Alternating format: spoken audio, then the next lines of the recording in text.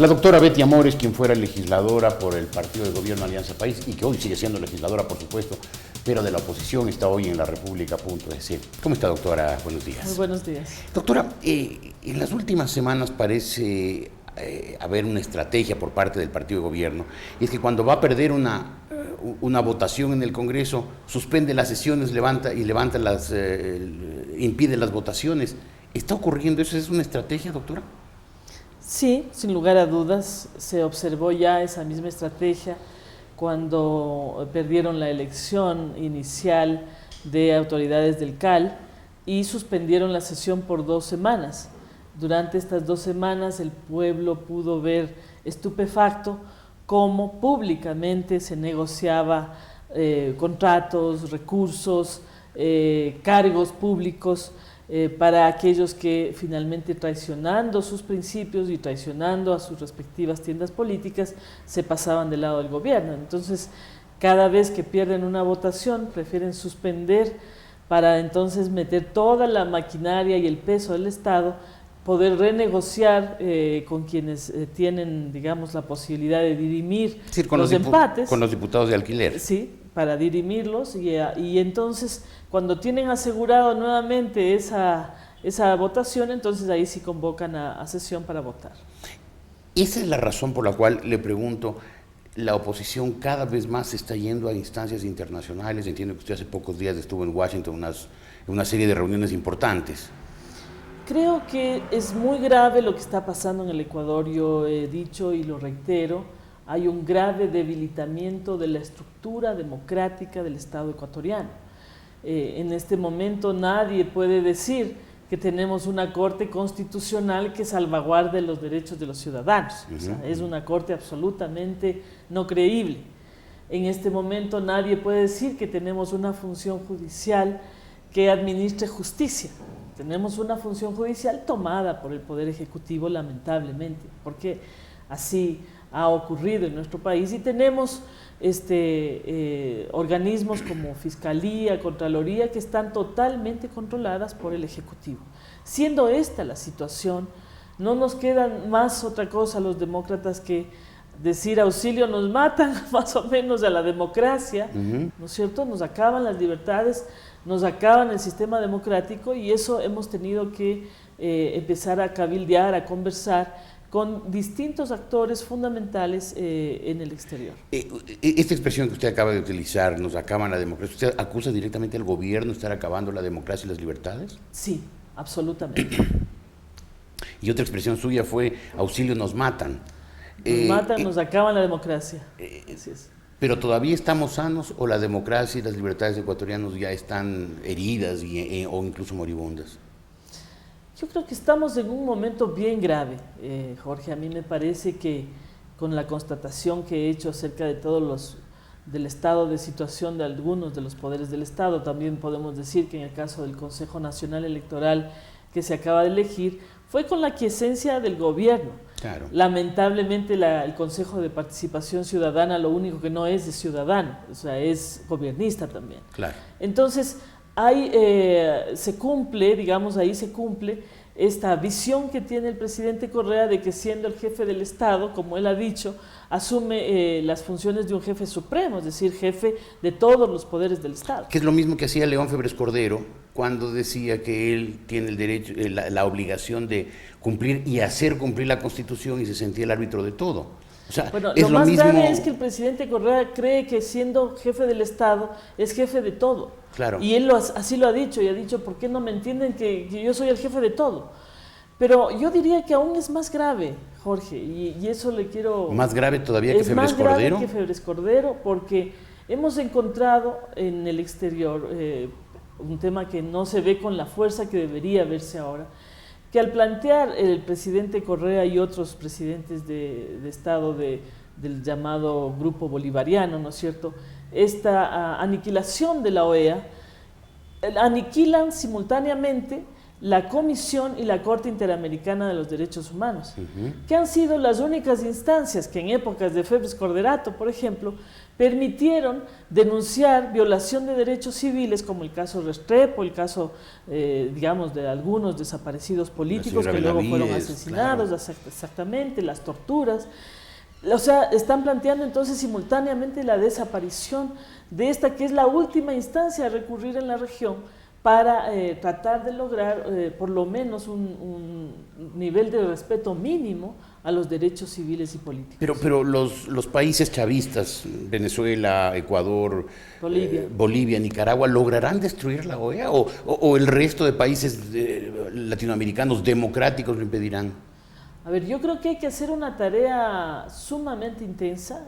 Yo creo que hay que hacernos, digamos, no sé, buscar cómo movilizarnos, porque le digo, si no es por la invitación, bueno, uno vive de una remuneración que es una remuneración relativamente limitada, baja, claro, relativamente baja, ¿no? De todas maneras se cubre una parte con los propios recursos, pero por ejemplo hay que hacerles notar a los demás gobiernos que o sea, es absolutamente inadmisible acabar con la Comisión y la Corte Interamericana de Derechos Humanos. Pero usted no ha hablado con parlamentarios de otros países, Hemos hablado, países... Y justamente lo que nos han dicho es que Ecuador está en la fase 3, ellos están en la fase 5.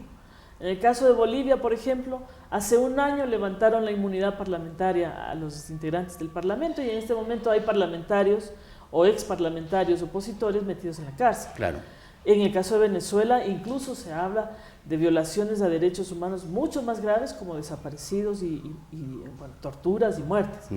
Entonces, la situación es gravísima. Pero cuando yo le decía tomar contacto con parlamentarios de otros países, no me refería a los países chavistas, sino me refería a parlamentarios de las democracias. Hemos planteado entonces con varios organismos no gubernamentales, digamos que tienen algunos como líderes precisamente a exilados políticos, la necesidad de una reunión latinoamericana de parlamentarios para sensibilizar a los gobiernos sobre la gravedad de este camino que está siguiendo, digamos, ciertos países de la región, pero en particular también el Ecuador. ¿Esperan lograr algo? Porque resulta hoy paradójico que estemos tratando de salvar la OEA, después de que la OEA la criticamos yo personalmente durante muchos años como un organismo inoperante. Con ella, peor sin ella, querido Jorge. Eso, imagínese qué podría pasar si es que el día de mañana usted o cualquier ciudadano ecuatoriano, yo misma, nos mandan a la cárcel, tenemos una función judicial no independiente, ¿no es cierto?, que hace lo que el gobierno le ordena. Entonces se produce lo que se llama el agotamiento de la vía interna nacional, si ya no hay justicia dentro del país. Entonces vamos al mecanismo internacional, ya no existe. Eso es lo que podría pasar. Entonces, una cosa que fue muy importante en esta visita es que pudimos hablar con gente del Departamento de Estado. Porque resulta que los Estados Unidos, como han perdido influencia en la OEA, ya no les importa la OEA. Entonces dicen que hagan lo que quieran, ¿no es cierto? Que si la quieren matar, la maten. Si la quieren matar, la maten, ¿no? E incluso algunos senadores que son, digamos, de la Florida, la presidenta de la Comisión de Asuntos Internacionales con la que tuvimos que hablar, porque esto es un tema internacional, o sea, con una visión de que como la OEA no hizo nada en el caso de Fidel Castro, entonces que se muera la OEA. Entonces hemos dicho, miren, los Chávez y sus respectivos jefes de Estado, ¿no es cierto, amigos? Más la postura, digamos, de ustedes como senadores y la propia desentendimiento de Obama, por razones distintas, están convergiendo para lograr el objetivo común de desbaratar la OEA y con ello el Sistema Interamericano de Defensa de Derechos Humanos. Claro, y si la OEA no funcionó, el sistema interamericano como tal sí tuvo un papel importante. Sí, lo ha hecho, y es fundamental. Es la única instancia en la cual los gobiernos han tenido por lo menos el límite de respetar los convenios internacionales, Jorge. Entonces no podemos contribuir a debilitar el Sistema Interamericano de Defensa de Derechos. Es lo único que nos queda. Doctora, pero déjeme hacer una pregunta final. ¿No se siente usted, no tiene usted un dolor de conciencia de haber sido parte del armaje de esta estructura autoritaria y represiva que sufrió hoy el Ecuador? Yo no siento un cargo de conciencia en esa dirección, Jorge, porque durante el periodo que estuve dentro del país, ¿qué es lo que me puede juzgar por mis actos exactamente el pueblo ecuatoriano. Pero, es la Constitución de Montecristi. Pero los ecuatorianos, O sea, muchos nos dimos cuenta desde que Correa irrumpió en la vida política que era un hombre autoritario, intolerante, impositivo, radical, violento. pero una cosa es ser un tipo con ese carácter y otra cosa es una persona que en el ejercicio del poder destruya la estructura democrática de un país. El presidente Correa, esto ha ido de menos a más. El día de asumir, se negó a jurar la Constitución. Por primera vez en la historia del Ecuador un presidente no juró la Constitución. Ahí se vio que era un hombre que pensaba arrollar con todo, empezando por las instituciones. Yo allí le quiero decir, Jorge, creo que lo vivido, a mi juicio, desde mi perspectiva, tiene un sentido. Primero, hemos logrado construir una constitución que, con todos los errores que pueda tener, es una de las constituciones más garantistas del planeta, no solamente de la región. Es una constitución no garantista en teoría, sino una de garantías que, existiendo una Corte Constitucional que se respete, ¿no es cierto?, puede permitir el respeto a los derechos humanos y a los derechos en general que están consagrados en la Constitución. También yo no quisiera ser injusta al señalar que no es que se ha hecho absolutamente nada. Yo creo que el gobierno de Correa ha fallado en el tema de derechos y eso es muy grave y por eso yo creo que y está atropellando las libertades, que es trágico. Sí, Jorge, pero usted pregúntese por qué todavía un 35% de la población sigue con él. Porque el gobierno tiene decenas de miles de millones de dólares con los cuales da una imagen de prosperidad. Pero invertidos en una obra pública que, con todos los cuestionamientos que pueda tener, está ahí. Entonces, tampoco hay que adoptar una postura a ciegas. A mi juicio, creo que primero hay que ponernos de acuerdo en la necesidad de tener una causa común. Y la causa común es defender las libertades y la democracia en el país. Esa es la causa más importante que nos tiene que unir, y ya en este punto no solamente a gente de centro o de izquierda, sino a todo el conjunto de personas que creemos en los derechos, en las libertades, en la democracia, en el respeto de la diversidad, en el respeto de la opinión ajena, en la no criminalización de las personas por decir lo que piensan y lo que sienten.